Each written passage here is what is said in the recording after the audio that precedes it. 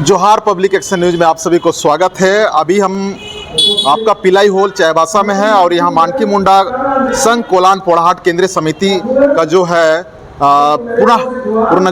पुनः ये उसका चुनाव हो रहा है, यानी कि पुनर्गठन का बात किया जा रहा है।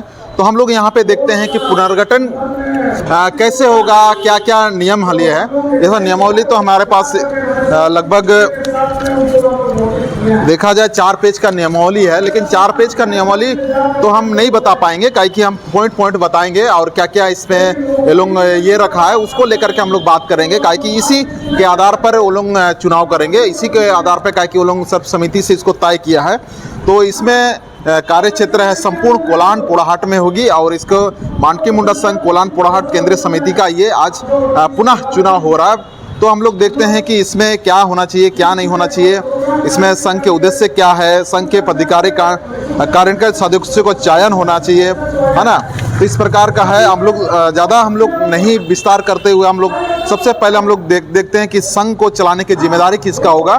तो संघ को चलाने का उपवादी या नियमावली के आधार पर सुचारू रूप से चलने के लिए पूर्ण जिम्मेदारी एक अध्यक्ष पद का होगा। उपाध्यक्ष 4 होंगे, जो कि उपाध्यक्ष इसलिए 4 होंगे काहे कि हमारे कोलान में कोलान ये जो इस पश्चिमी सिंहभूम के अंदर में 3 अनुमंडल है। अनुमंडल देखा जाए तो 3 अनुमंडल में यानी कि 4 उपाध्यक्ष, यानी कि एक अन्य समुदाय जो आदिवासी नहीं आते हैं, जैसे गोप हुआ, गौड़ हुआ, वो लोगों का भी एक मानकी होता है। तो वो सारे मानकी के सब मिला करके 4 होगा।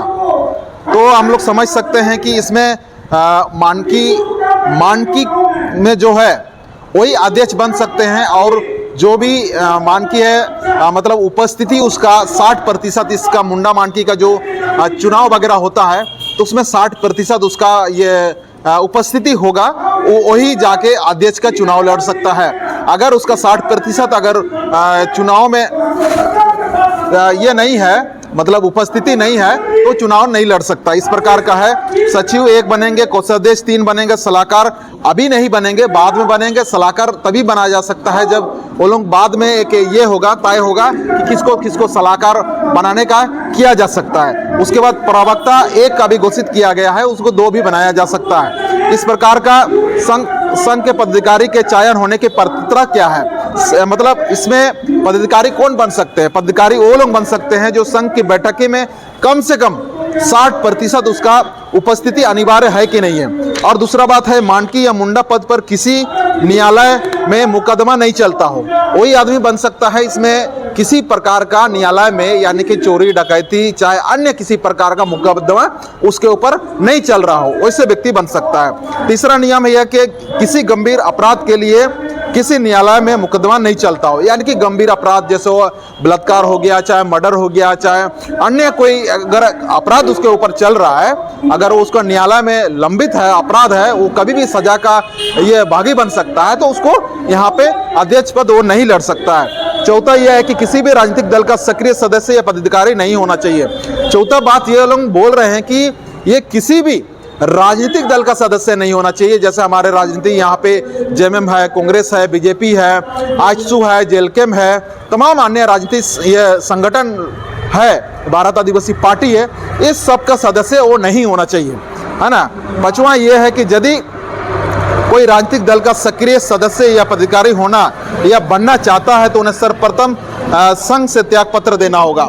ये बात है कि अगर मान लिया को राजनीति में हो जाना चाहता है, मुंडा मानकी में नहीं रह के वो मतलब राजनीति में जाना चाहेगा, फिर राजनीति से वो अपना समाज को सेवा करना चाहेगा, तो उसको सबसे पहले वो इस संघ का में अपना त्याग पत्र देना होगा। इस प्रकार का बातें हैं। और 6वां नियम यह है कि युवा संघ का पदाधिकारी या कार्यकारिणी सदस्य किसी भी राजनीतिक दल से जुड़ सकते हैं किंतु सक्रिय सदस्य नहीं बन सकते हैं। मतलब ये बोला जा रहा है कि संघ में जुड़ सकते हैं, लेकिन वो कोई भी पार्टी में जैसे जेएमएम में हो, चाहे बीजेपी में हो, कांग्रेस में, वो जा सकते हैं, बैठ सकते हैं, लेकिन उसका सदस्य नहीं बन सकते हैं। सक्रिय सदस्य जैसे होता है बहुत सारा सक्रिय सदस्य में नाम गिनती होता है, उस सदस्य नहीं बन सकते हैं। अगर आप वहाँ पे जाके मीटिंग सुन सकते हैं, सारा कुछ कर सकते हैं, लेकिन आप वहाँ का वातावरण को जान सकते हैं, वहाँ का बातचीत को सुन सकते हैं, लेकिन वहाँ पे सक्रिय सदस्य आप नहीं बन सकते, इस प्रकार का।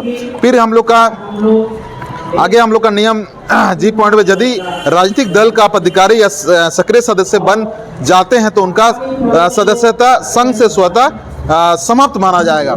ये भी बोला गया है कि अगर मान लिया जाए आप इस संघ के सदस्य हैं और आप राजनीति में प्रवेश कर गए, तो सीधी सी बात है कि आपको इस संघ का पदाधिकारी बनने से स्वतः ही आपको आघोषित किया जाएगा, मतलब आप इस संघ के सदस्य नहीं रहेंगे, स्वतः ही समाप्त हो जाएगा आपका सदस्य। फिर इसी प्रकार हम लोग का नियम है, संघ के बिना अनुमति की कोई भी सदस्य संघ की ओर से किसी भी समाचार पत्र या इलेक्ट्रॉनिक मीडिया में अपना विचार नहीं दे सकता है, कदापि वो अपना व्यक्तिगत विचार छपवा दे सकता है, इसमें मनाही नहीं होगी। मतलब ये बोल रहा है कि संघ के बिना अनुमति के कुछ समाचार पर इलेक्ट्रॉनिक मीडिया पर अपना विचार नहीं दे सकता है, कदापि वो अपना व्यक्तिगत विचार छपवा दे सकता है, इसमें मनाही नहीं होगी। मतलब इनका कहना है कि किसी भी संघ का विचार को वो छपवा नहीं सकता है, लेकिन अगर खुद में वो अपना सक्षम है कि उस विचार को स्पष्ट करने का ये है, अपना व्यक्तिगत जानकारी है, तो वो देख सकता है। फिर इसी प्रकार हम लोग को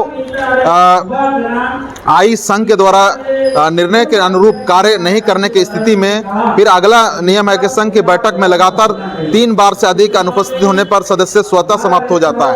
वो लोगों का ये भी नियम है कि अगर आप संघ के सदस्य हैं, बैठक हो रहा, इसी प्रकार लगातार अगर 3 बैठक में आप उपस्थित नहीं होते हैं, तो स्वतः ही आपका ये से आपका सदस्य स्वतः खत्म हो जाता है। और हम लोग का अगला नियम है कि आय व्यय का सही हिसाब समय पर सदन में प्रस्तुत नहीं करने की स्थिति में भी, मतलब आय व्यय जो होता है, इस संघ का पदाधिकारी आप रहेंगे, आय व्यय का बात होगा, मतलब तो उसमें अगर सही समय पर आप नहीं दे पाएंगे तो वो आपको इस यहाँ से सदस्य से बर्खास्त किया जा सकता है। फिर अगला नियम है कि किसी पदाधिकारी या सदस्य द्वारा व्यक्तिगत लाभ के लिए संघ का प्रयोग नहीं करने की स्थिति में।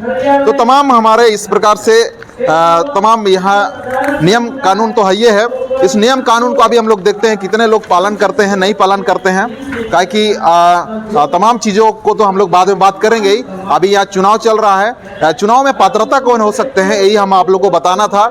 और ये बताने के लिए उम्मीद करते हैं कि इस वीडियो को आप लोग जन जन तक शेयर कीजिए। बाकी हम लोग धीरे धीरे इस पर हम लोग विस्तार से हम लोग चर्चा करेंगे। अभी इतना जोर शोर से इसलिए हम कर रहे हैं कि हमको भी चुनाव प्रक्रिया को देखना है। तो इसी के साथ पब्लिक एक्शन में जो बने रहने के लिए आप सभी को धन्यवाद। जोहार।